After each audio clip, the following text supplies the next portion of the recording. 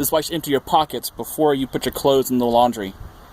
This is the lint trap from the washing machine with rubber loom bands, fasteners,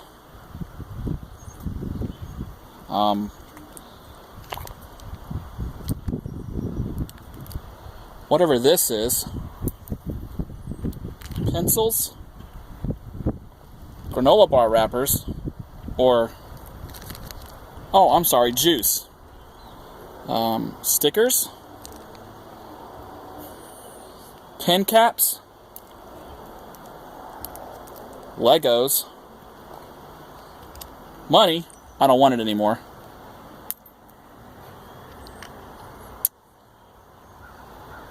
no idea, airsoft rounds,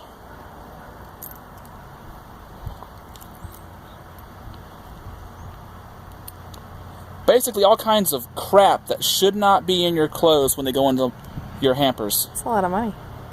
I might keep the money.